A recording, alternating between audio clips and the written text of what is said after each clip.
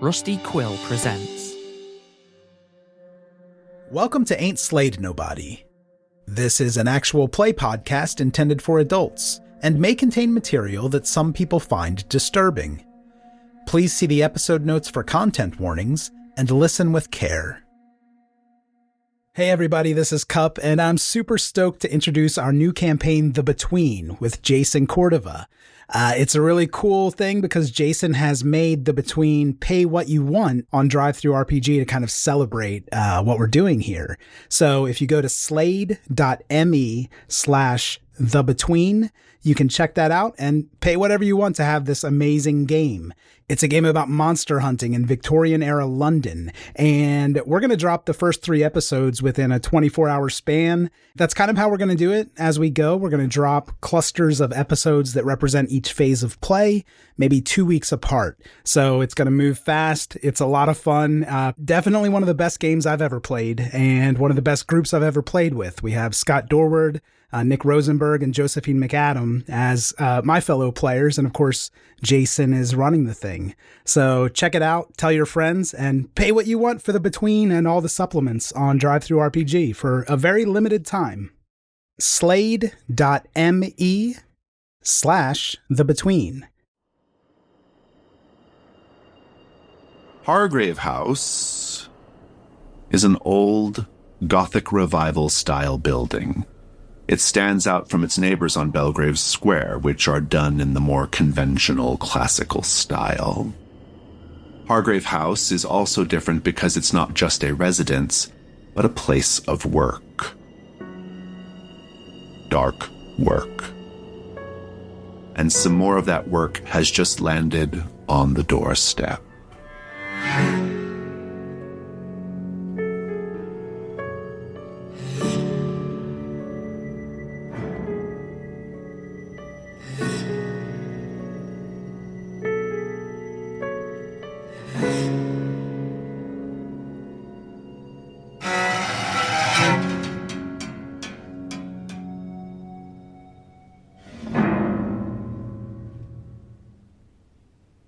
Hello, this is Cup with Ain't Slayed Nobody, and we are delighted to have Jason Cordova running a campaign of his game, The Between, for us. Today we're going to have our session 0. We'll help everyone understand the game, we'll introduce characters, and I believe we're going to dive into our first threat. All right, Jason, I'm going to hand you the reins. My name is Jason. I use he, they. I am the creator of The Between, as well as the game from which it's derived, Brindlewood Bay, and a few other games. And I love horror, I love blood and gore, I love eroticism and sexiness and sensuality and romance in games, and so I'm really, The Between is my expression of all those things, so hopefully you all like it. I'm also a podcaster myself and the founder of The Gauntlet. Go ahead, Scott. Yes, hi, I'm Scott Dorward, and I use he, him pronouns usually. I have done a lot of RPG writing over the years, primarily for Call of Cthulhu, a lot of podcasting stuff, mainly with the good friends of Jackson Elias, Ain't Slayed Nobody, and a few other actual play podcasts. I won't plug your competition here, Cup, out of kindness. Thanks. And yes, I absolutely love Victorian horror. It's one of my big things. The eroticism side of things is going to be very interesting here because I'm asexual. So let's see how this goes. Thank you so much, Cup. Sure. Yeah, I'm Cup, and I use he, him pronouns. I'm a player in The Between. I don't know really what else to say. I run Ain't Slayed Nobody, but everybody knows that, right? So that's about it. I have a lot of self-doubt, which will come through, no doubt, in my character. Fabulous. Thank you. Nick. Best player introduction ever. Thank you. Hi. Hey, I'm Nick. I am a voiceover artist and actual play performer, always on Ain't Slayed, making trouble. I am super, super excited to use my she, her pronouns and get sexy with monsters. Let's go. Oh my God. This one's for the monster fuckers, always. Fabulous. Thank you so much, Josephine. Hi, I'm Josephine McAdam. I am notoriously terrible at intros. I use she or any pronouns, and I am an actor. I told you I'm terrible at intros. I'm like, I was sitting here stressing out, like, oh my God, it's coming to me. It's because I set the bar so high. I do want to point out this is probably the easiest thing we're going to do today. Not for us. Yeah, not for us. Anytime you want me to be myself, yeah, being someone else, very comfortable. Being myself, oh my God. I do a lot of horror-related things, a lot of TTRPG shows, and if you're into horror films, you can check out the Mortuary Collection and Scare Package that are on Shudder that I was a part of as well. And Nice. Yeah, I am bad at this. Check out IMDb and my Twitter, I guess. I love it. Thank you. I have a Shudder subscription, so I'm going to go look at those things. I want to share a few more details about the setting before we kind of get deeper into characters. These characters, the hunters, are the current residents of a place called Hargrave House. Hargrave House is a mansion on Belgrave Square in London. The people who live there, currently the four of you, share the common goal of defending the city from whatever dark forces are lurking in its shadows, be it monster or murderer. They operate outside official channels, frequently tackling cases that Scotland Yard can't or won't. Importantly, Hargrave House existed long before you all took up residence there, and previous residents were doing the same work that you're doing. In fact, by the time we join these characters, they have already been living and working together for a time. So you're not all just meeting each other for the first time when we start. You all know each other, you've been working together, and so we're kind of in the middle of it. We don't dwell on how they came to live at Hargrave House, nor do we care about who owns or funds Hargrave House. We may learn more about those things in the future, but for now, Hargrave House just is. Another thing to know, and probably the most important thing to know, is that these characters are to remain mysterious. We should avoid talking about their pasts, both in and out of character, unless we are prompted to do so by the game's rules. The reason we do that is because we want to learn about these characters as we play. It's a little bit like watching a good TV show. We don't learn everything about the characters all at once. That information is given to us in pieces at dramatically impactful moments in the story, often through flashbacks.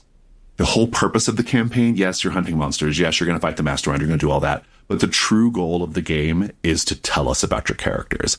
And so you have plenty of time to do it. You do not have to get it all done in session one. And so don't feel any pressure to. We're going to introduce the characters. Now, the way this character introduction thing goes, it goes in 2 rounds, okay? The first round of character introductions is really simple. You're just going to say your name, your look, and your vice. Then we're going to go back around again, and I'm going to read your little descriptive paragraph at the top of your playbook, okay?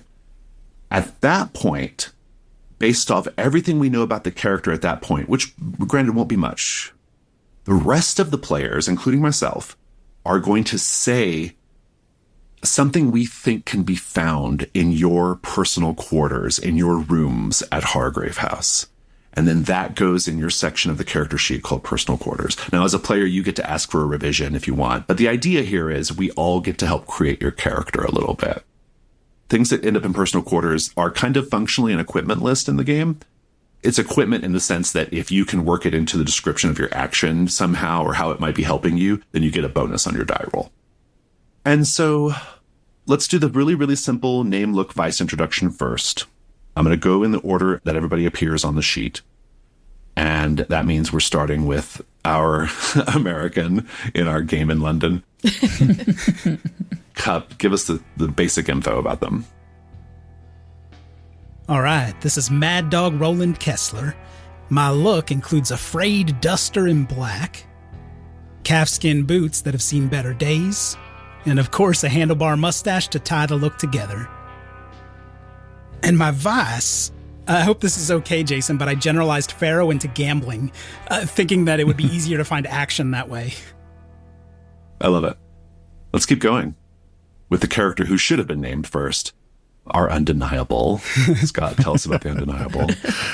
So, yes, Sebastian Melmoth, his look is...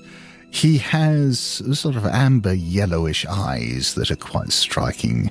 Flawless skin, And when he's out and about, he wears a cape that looks initially grey, but when it catches the light, it glitters like mother of pearl. Very fancy. And his vice is that he collects memento mori photographs. Oh, boy. Oh, that's not creepy. Good. Fantastic. Let's now go to our storied legacy. Viola Archer. She has extravagantly braided hair that she loves to leave on display. She wears a bodice that's held together with sharp pins that might have an alternate use other than just fixing clothing. And she also wears fingerless gloves with mirrors on the backs of her hands. Her vice is confessing sins. Hers and others. Amazing. Intriguing. Oh, I do like a good gossip. And finally, our watery stray, the Selkie. Moira Innes. She's got blue-green tartan skirt with a crashing wave kilt pin. She has a ruffled blouse and long, curly, sun-bleached hair and big blue eyes. Her vice is that she loves public baths. Fantastic. A little home away from home, no doubt. Yes, exactly. Now we're going to go back around again, and I'm going to read the descriptive character prompt for each playbook. And at that point, the rest of us are going to say what we think can be found in that person's part of the house. And so pay close attention and know there are no bad ideas. And so let's begin with Mad Dog Roland Kessler. You grew up in a big city on the eastern seaboard of the United States, the scion of a prominent family. But you detested that life, the formality, the pretension, the venomous hypocrisy, and so you went west. You had adventures, got good with a gun, even joined a traveling show for a time. But then came the curse, and everything changed. You did your best to control it, and some nights were definitely worse than others, but eventually it got to be too much. Even your days were affected by the changes within you. Your behavior became reckless and unpredictable. And then you had to run far away. In the end, it was London calling, a thick, throbbing mass of humanity within which to lose yourself, the whole world and all its lovely pleasures right within your grasp. But the curse has found you, like it always does. Hopefully, these new folks, these hunters you've thrown in with, can help you for good, permanent-like, when the time comes. Ooh. We don't know much, but what do we suppose can be found in Mad Dog's heart of Hargrave House? How about some thick iron manacles? Love it. Hell yeah. Thank you. I'll make good use of that. And I also want to point out that because of the moves that Cup took, Mad Dog already has an 1851 Colt Navy revolver, so we don't need a gun. Okay. I can dual wield. Yeah, true. Fair enough. Yeah. I think he's got a box, like a decently sized box, that's full of little things that past lovers have left at his place. Can I make up what those keepsakes are as we play? Yeah, I think so. Yeah. And how about a little plant pot in which is growing a peyote cactus? Ooh, good. Drugs. Scott gave me that because he wants to use it. We do the ayahuasca session. It'll be amazing. Yes. I'm going to say you have some posters from your traveling show. Okay. Sebastian Melmoth, our undeniable. You have always been the most beautiful person in the room. Your looks have opened doors for you for as long as you can remember. All the money and material things anyone could want laid at your feet. Artists have found inspiration in the brightness of your eyes, the delicate curve of your cheekbones, the plump softness of your lips. One such artistic work, a masterwork, rises above them all, for it captures the essence of you. It is quite simply more you than you. Lately, people sacrifice everything to be near you, to please you, and if they're lucky, to touch you. but what to do when you get bored with being one of the gods. Oh my god. Well, what you do is you go hunt monsters with Hargrave House. Exactly. We'll learn more about the masterwork as we play, so we don't need to speak on that yet. But what do we suppose this character, Sebastian Melmoth, has in what are no doubt the biggest and most luxurious rooms in Hargrave House? I feel like he's got to have one of them old timey cameras with the thing that and the flash thing. Oh, yeah. The whole setup. I'm bad at history. It's okay. There's no. Would a full body latex suit be in existence? Probably not, but I'm kind of into it. Leather?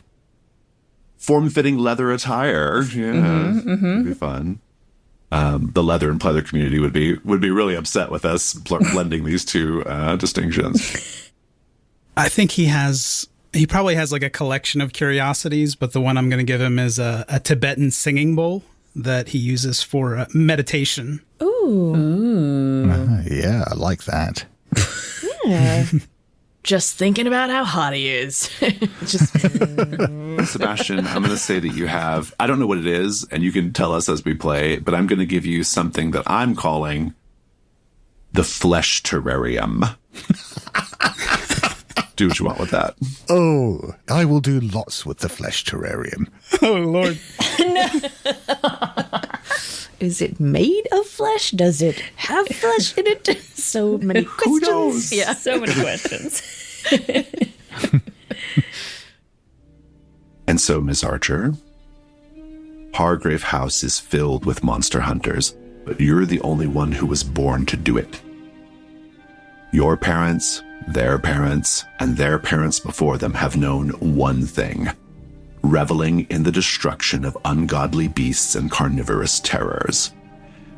Your family name, the Archers, has been whispered in secret meetings for generations, passed along to those in need of your hereditary talents. You were taught how to hold a blade when you were a child and completed your first hunt not many years thereafter. Your knowledge of combat and trapping is unparalleled, but you've grown disillusioned with your heritage. You want to be more than just another entry in a long ledger of death. You want out. But you have one last score to settle first. A curse of sorts, a beast that's haunted you and your family for as long as anyone can remember. Prepare to say your family's vow. And fun fact, the titles of your moves make up the vow when spoken. Hell yes. All in a row. Who wants to say what? Our hunter extraordinaire, Ms. Archer.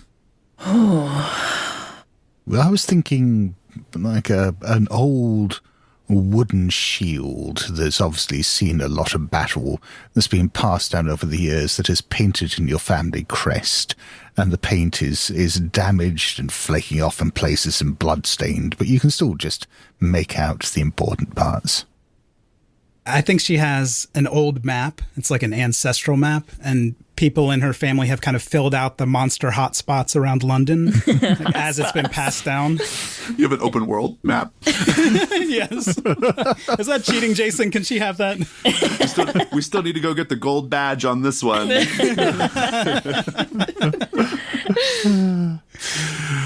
Oh, no, I love it.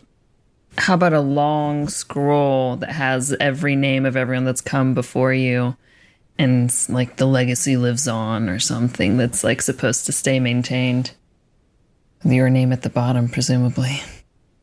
Oh, it's a little bit like, I don't know if anybody knows Song of Ice and Fire, but it's a little bit like the Kingsguard book, like when they write the entries of all the previous numbers, yeah. I'm going to go a slightly different thing here. I'm going to give you a book of lullabies. You have a book of lullabies that your mother used to sing to you. Oh. That's not creepy. Ms. Ennis, you are not human, though you certainly look the part. You are a Selkie, a seal-like shape-changer born to crashing waves and salty air. Clever and curious, you left the ocean for the surface world, delighting in what the land had to offer. Then you met a thief who stole first your trust and then your pelt, the very thing that lets you swim the oceans surrounding Great Britain. For months, even years, you languished under them. You eventually escaped, but that dastardly individual had one last trick up their sleeve. Your pelt, your beautiful second skin, is damaged, and only you can repair it. Hargrave House is sheltering you while you help them with the dark work they do, but it is a tenuous agreement. You refuse to be controlled again, no matter the cost. What can be found in temporary lodgings inside Hargrave House? I suppose if you're keeping a taste of the sea to remind you of who you are, maybe just a collection of seashells. Oh, yeah. I think she would have like a flute so that she can play soothing music of the sea. Some sort of item from her former captor. If you don't know who it is, then it's like something that's identifying or like connecting, or otherwise it's just like, yeah, something that you stole from them. Like a finger? Like a finger. I had a similar idea that, like, they took your pelt, right? Which is kind of the equivalent of, like, taking someone's, like, you know, visa or whatever, you know, or their passport. They took your pelt, and you, at the time, not really understanding how these things worked, you took, like, their shirt. Oh. See, now I feel like the ruffled blouse that she wears is that shirt. Oh, yeah. I feel like, I don't know what this would be, but like, it doesn't feel right to be like leather tanning tools, but like some sort of maybe like sewing stuff that, you know, like could be used for repair. Repair, yeah. You know, your seal repair kit. Your seal repair kit. You know, you keep it in the tin of the buttered cookies, right? And you just... I'm putting seal repair kit. I like the idea of that being like something to do with sealant, and that's another thing you misunderstood. So. No. Kind of before we kind of really get started proper, I do want to say that even though this is a game that is set in a historical time period, we aren't going to dwell on historical accuracy. We'll do our best to represent the technology and culture of the era, but we're going to get some things wrong every now and then, and that's okay. In the world of the between, things like race, nationality, gender, ethnicity, sexuality, disability, and neurodivergence are not necessarily a social barrier. All right, so I think that with all that said, we are ready to dive in. I'm going to introduce our first threat. It's called the St. James's Street Ghost. A back issue of the Illustrated Police News, a tabloid notorious for carrying salacious, blood-curdling tales of dubious provenance, has a story about a young maid, Ginny Hess, who was found dead, apparently from shock, in her employer's St. James's Street townhouse some months ago. The story claims the townhouse is haunted, and that it was almost certainly the appearance of a ghost that caused the young maid to die of fright. After a cursory inquiry, you learn the precise address of the haunting, 18 St. James's Street, and the name of the family that lives there, the Beals. I'm going to direct the following to a hunter of my choice. Ms. Archer, most tales of hauntings are complete nonsense, especially those carried by the Illustrated Police News. But Hargrave House has some experience with ghosts, and the Archers have lots of experience with ghosts. And a particular detail in this story confirms to you that this is a legitimate haunting. What is it? Well, as anyone knows who's experienced with these things, ghosts frighten the soul out of a person. And since the eyes are the windows of the soul, a person who has died from fright from a ghost has completely white eyes. So then the Illustrated Police News did report that Ginny Hess had completely white eyes. Fantastic. Proper haunting, a proper ghost. The Between is divided up into phases of play. Day, dusk, night, and dawn. And we start in the day phase. The Keeper presents new threats if there are fewer than 3, and so I've done that. And then regular scenes commence and continue until the Keeper decides to move on to the next phase. So this phase is most like every other role-playing game you've ever played, right? You're going to do things, I'm going to react, dice are going to get rolled, and then that's how that goes. It only lasts a few scenes, like maybe 2 scenes per character. We don't get to see an entire, 16-hour day or whatever. We just focus on the dramatic moments, right? I like to say that the day phase belongs to you and the night phase belongs to me. And so in that spirit, I like to go around the table and find out what everyone's interested in doing for the day phase, and I'll kind of follow your lead. And so the way this game works, if you take a look at the threat, there are questions and opportunities. When you're investigating these threats, you are collecting clues, and the clues will help you, hopefully, answer one of the questions. And then once the question's answered, that then unlocks the opportunity that can be pursued. And so for the St. James's Street Ghost, we have 2 questions in play at the same time. The first is, which part of the house is this ghost attached to? It's a complexity 2, more on that in a minute. And whenever you complete this question, you now have access to a brand new move called Old Bones. So you can do that. That's great. That question does not help you resolve the threat, but it does give you a brand new move, which is fun. The question that helps you resolve the threat is, how can we get this ghost to pass on to the next world? That's a complexity 6, and the opportunity is to resolve the threat by performing a quieting ritual. Now, if you have played Brindlewood Bay or one of my other games, you'll know that the way this works is I, as the keeper, have no idea what the answers to these questions are. It is not written down anywhere in my materials. I only know what the question is, and I only know as much as you all know.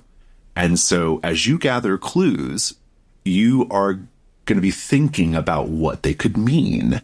And eventually, when you're ready to answer a question, you're going to put all of your clues together and come up with a plausible answer for one of the questions. And then we'll roll some dice to see if you're correct, but the quality of your die roll depends on how many clues you're able to work into your solution. And so there are no canonical answers, is what I'm saying. And so to some degree, actually to a great degree, as players, you get to create the story, right? It's not just being delivered from me. It's also on all of you to decide what would be the coolest thing, right? What would be the coolest thing that fits our clues that we have? What makes the most sense? Like, what do these clues clearly point toward? Or maybe there's something that we're not quite seeing, and the clues are just suggestive of something. But in any case, it's on all of you to come up with the answers. You are doing literal deduction in this game. Another part of the threat sheet I want to point out to you, under the St. James's Street Ghost, there's a little section called the Mask of the Unquiet. Now, I earlier off mic talked about a part of the character sheet called the Janus Mask, the Mask of the Past, the Mask of the Future. Those can be used to bump up your die rolls. So can the Mask of the Unquiet. It can only be chosen once, but whenever you do, you mark it, and we do what it says. In future sessions, we will have loads of time to get really interpersonal and vulnerable and deep with each other. But for now, we're just going to learn how to play the game by investigating the St. James's Street Ghost. And so I'm going to go around the table and ask what everyone is interested in doing today, and then we'll figure out what the scenes need to look like. Okay, so we'll start with Mr. Melmoth. What do you think today? I'm sure the others can perfectly well handle investigating the house. That sounds very mundane. What I am going to do is go and visit the Illustrated Police News and find out what it is that they're not printing, because these journalists always keep a few little tasty morsels for themselves, and I'm sure they'd be only too delighted to share them with a friend. I love it. Mr. Kessler? Yeah, I'm going to head out to that house and talk to the Beale family. Ms. Archer? I would very much like to go to 18 St. James Street and investigate this ghost. Fabulous. And Miss Innes?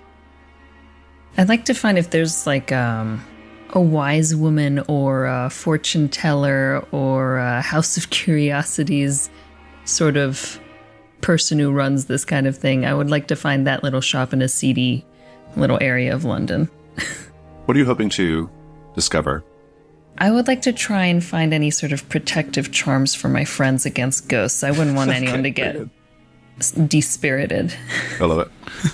I can absolutely help you out with that. For my temporary friends, sorry. My dear, the ghost will need protective charms against us. Let's start with Mr. Melmoth. The offices of the Illustrated Police News they probably barely qualify as offices. It's essentially just an upstairs flat repurposed with a press and some desks, and there's not even like a sign out front, but it won't be any trouble to like figure out where they're at. What's your approach here? You just gonna go up the stairs and walk in, or what? Oh, yes, I'm just going to sweep in there like I own the place, look around, try to work out who the editor is, and sit down in a chair opposite him languidly. As Mr. Melmoth is going to this building, and this is almost certainly somewhere in East London, and maybe as Mr. Melmoth is going into the offices, I think I want to do what's let's call paint the scene. Whenever I say let's paint the scene, I am going to pose a question to all of you. And in the answering of that question, we are going to not only get a good description of what the place looks and feels like, but also we're going to learn something about that place. We're going to explore an idea about that place. And so my paint the scene question for the offices of the Illustrated Police News are connected with the idea that at this time, these newspapers, they were called, disparagingly, they were called the Penny Dreadfuls. They were really popular. They were like extremely popular, right? And so let's paint the scene. As Mr. Melmoth is heading towards this building, maybe going into the offices, how do we know that business is good? A line has formed outside waiting for the next edition. Is perhaps a fight breaking out in the line over who was in first or not, like over the third and fourth position or something? I think whatever editor Mr. Melmoth is sitting across is like surprisingly well dressed and maybe has like a very nice pocket watch and very fine shoes. Along those lines, considering the squalid area that this is in, the office itself is surprisingly clean. They've actually hired someone to come in and clean the place. The windows are polished, the furniture is polished, and it actually smells all right. Fantastic. Mr. Melmoth, I think that there is someone, there's this editor, it was really, really nicely dressed, dapper editor. I think he's getting ready to, holler at you, like, you can't just come in without an appointment, or something like that. Or if you have a lead, here's who you need to go give it to. And he's like trying to get rid of you until he sees you because you are arresting, right? Well, how are you dressed right now? What's your entrance like?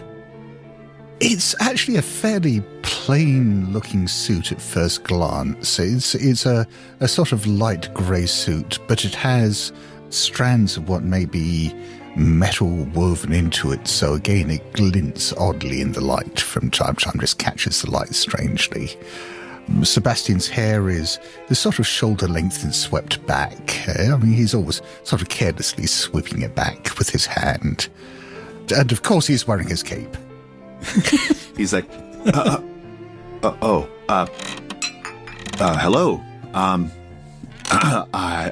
I think if you're looking for the Italian tailor, that's he's 2 doors down. This is the what is it? The Illustrated Police News? Is that right? Yes. Oh yes. All the gory details can be found within our sheets. Well, really, I did wonder, because obviously in the name of good taste, and this is clearly an establishment of good taste, then I'm sure there are certain details even you hold back from the public to protect their delicate sensibilities. But you and I, sir, we are gentlemen of the world. We we have tastes beyond those of the common man, don't we?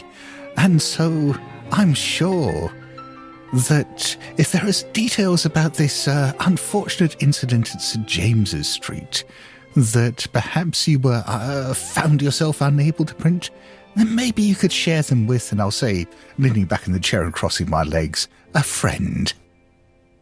Fabulous. I think at this point you have triggered the information move. I'm going to read that aloud. When you search for a clue, conduct research, or otherwise gather information, describe how you're doing so, and roll with an appropriate ability. And so, based off how you've described it, Mr. Melmoth, I think you're probably using presence, which is used for charm and social encounters. And so, please go ahead and roll 2d6 and then add your presence score of 2.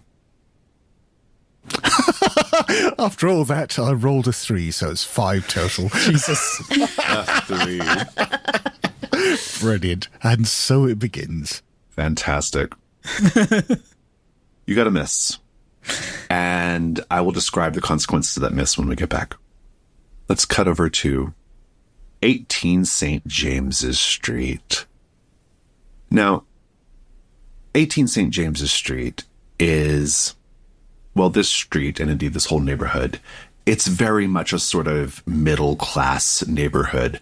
And for all the Americans on the call, middle class means something really different in Victorian times than it does in the United States. In London at this time, middle class is like what we would call upper class. It's like very like professional people, lawyers, accountants, social class ladder climbers, that kind of thing, right? And so I think we have this really interesting scene of Mr. Kessler probably not really fitting in, but I'll let you decide that, Cup, with this, with manicured parks and babies being pushed in prams by the governess and all that kind of thing, right? As you're walking down the street, how do the two of you look? How do you present right now? I think Roland is kind of like trying to hold his duster tight so that no one sees the gun on his hip as he's walking the streets of London. And he's kind of like just giving hat tips to everyone awkwardly. Howdy. How do you do? Viola she's kind of just chattering away at Mr. Kessler, and seems oblivious to their surroundings, and her clothing is not well kept. It's it's very standoutish, but she just doesn't even seem to notice anybody else. I do think that Roland's going to try to get some information from Ms. Archer because he doesn't know anything about ghosts. We can have the scene with the two of you on the streets, yeah. So, level with me, Miss Archer. You really think this was a ghost? Yes, I really do. It is plainly obvious, and my family has dealt with them before. Right. Hey, say, can you shoot a ghost? You cannot usually, but, every ghost is different. Every situation is slightly different, and perhaps this ghost is one of those that can inhabit the form of another, so... we'll see when we get there, I suppose. But are they all bad, or are there some good ghosts too, like a friendly ghost? Are all men bad? Are there friendly men? I suppose you can apply the same rules to ghosts as you could to mortals. So it's a no. Okay. Well, I think I'm going to head to the door, and you could snoop around, Ms. Archer, if you're so inclined. Oh yes, I will be entering the home through the back way. Oh. Well, let's talk about that, Ms. Archer. Because I do think, you'll get to this townhouse and, it's beautiful. It's probably like, 4 stories. It's like, very narrow and tall, right? And there's a front garden with a gate and steps going up. And you will notice straight away, because they're doing a very bad job of being inconspicuous, Ms. Archer, that there is a woman, an older woman, who is, as Mad Dog goes up the path to the front door, there's a woman next door at 20 St. James's Street, clearly like peering through the hedge, trying to see what's going on, right? Ms. Archer, what do you do? If I can be a little bit circumspect about it, I'd like to get behind this person or positioned in a place where their gaze is directed away from me, and then just kind of very casually ask, "Good day." Oh my word. Oh my goodness. I really need to get Stanley in to trim this hedge. The state of it. Yes. Oh, so troublesome, these hedges always growing. No regard for your timetable or your view. I'm sorry, say that again? What? My, there seems to have been a lot of commotion at your neighbor's house. Oh, yes. This woman, she has on what I would describe as an entirely too tight corset, streaks of gray in her hair, kind of a dark bustle dress, and her eyes, even as she talks to you, they keep, like, shifting to the right, trying to see what Mr. Kessler is doing, right? Like, what's going on at the Bealses, right?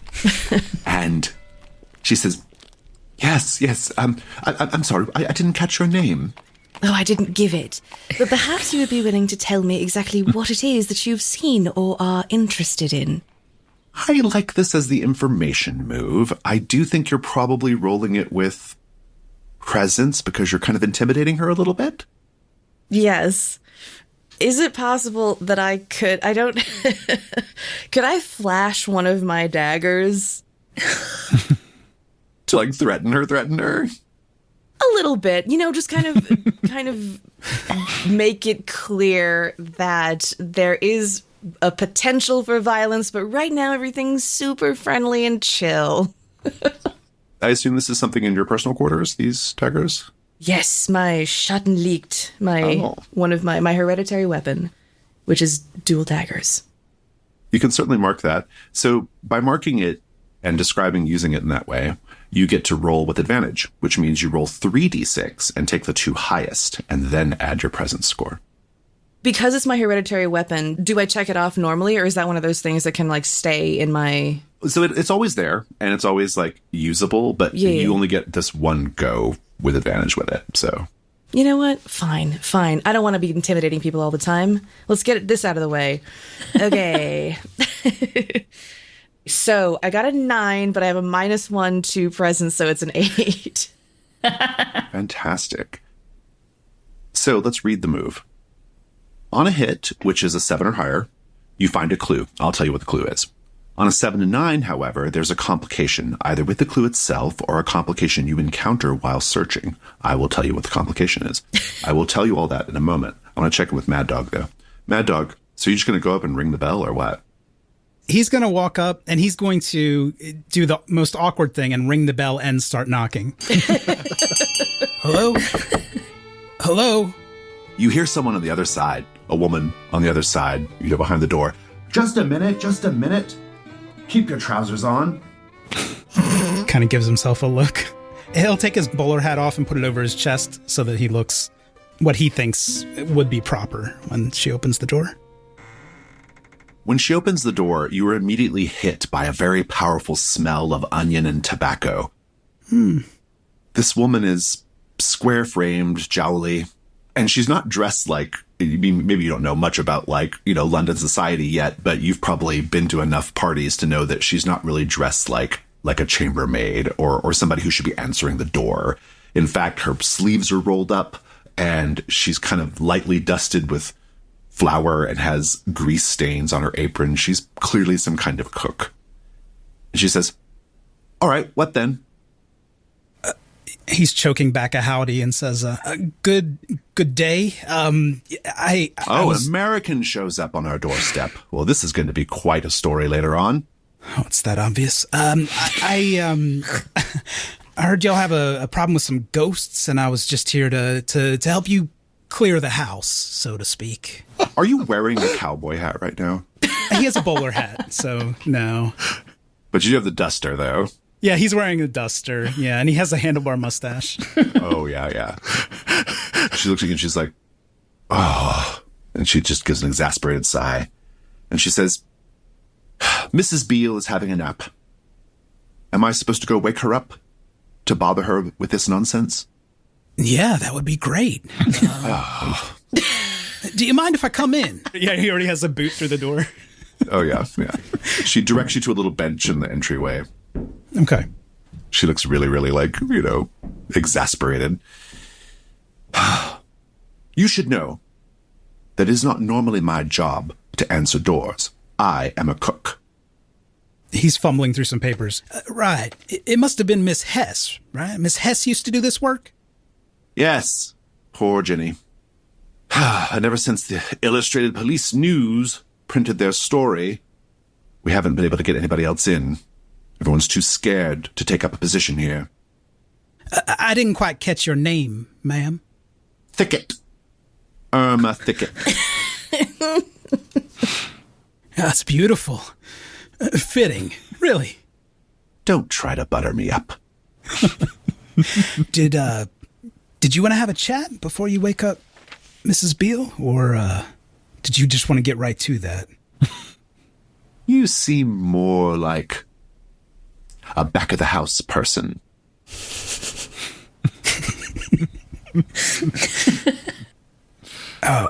Fair enough. I mean, are most ghost hunters, front of the house people? Or? Come with me. All right.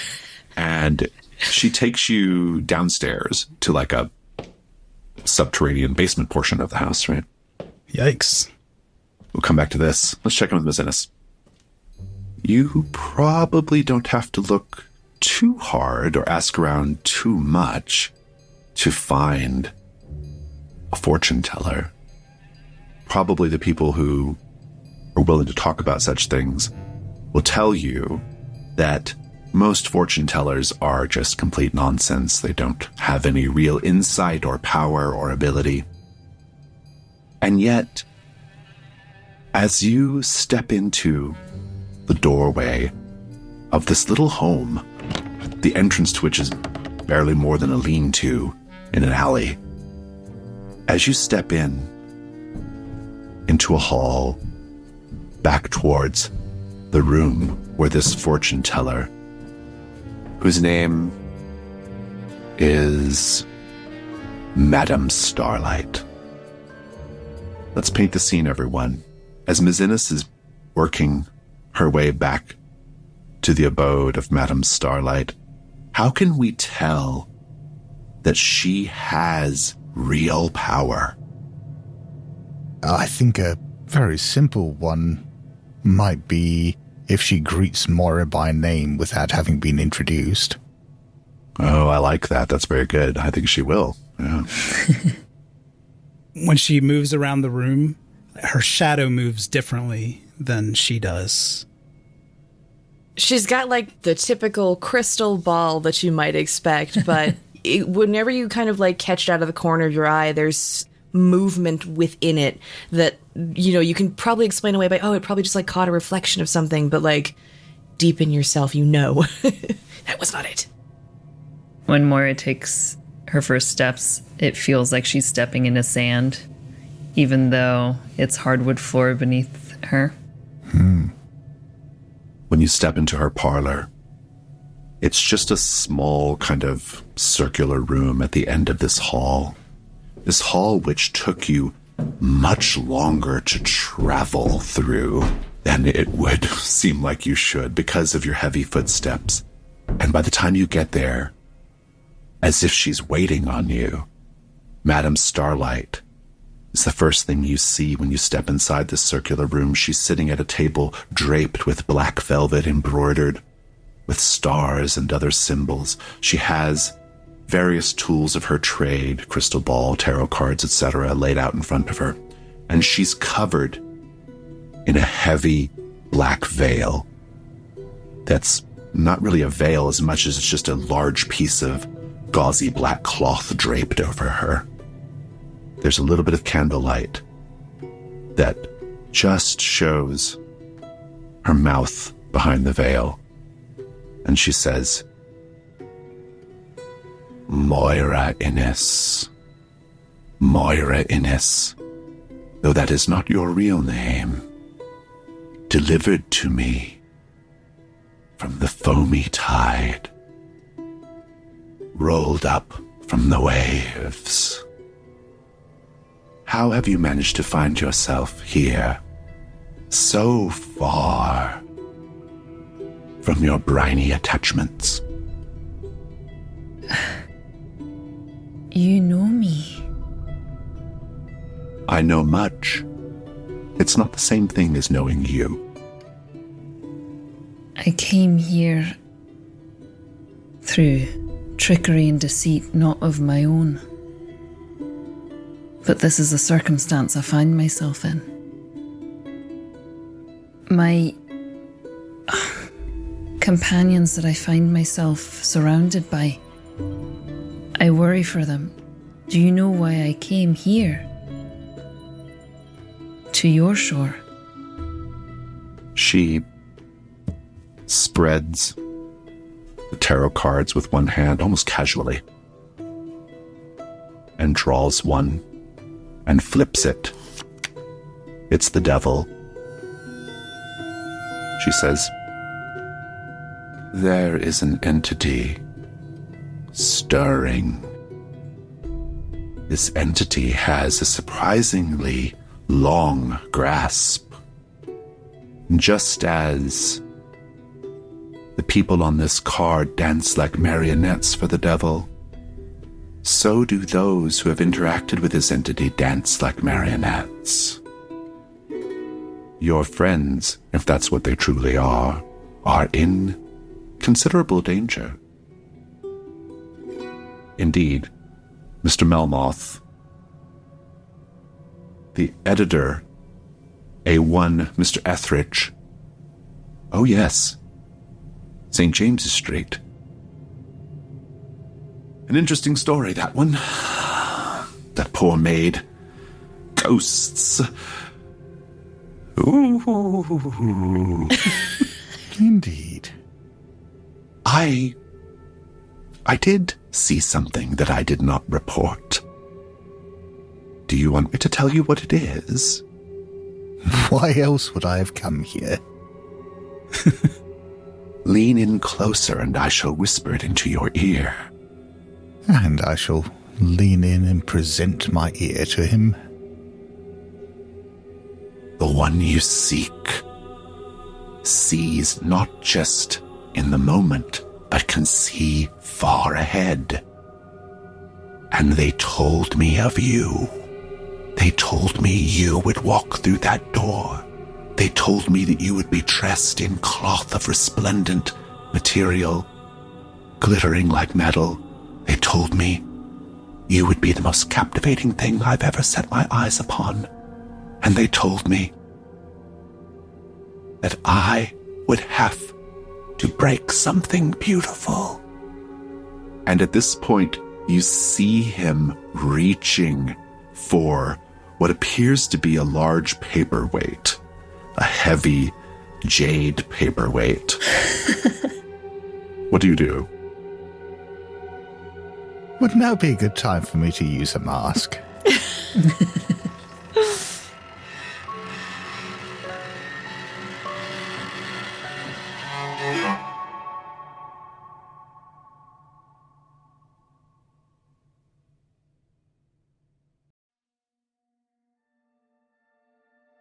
Thank you for listening to Ain't Slayed Nobody. For ad-free episodes, lots of bonus content, and special programming, please join our wolf pack at patreon.com/ain'tslayed, or subscribe to Ain't Slayed Nobody Plus at Apple Podcasts. Nothing helps the show more than becoming a subscriber. See our show notes for full credits, and help us grow by posting friendly reviews and spreading the word to your friends and followers. Thank you, and good luck out there.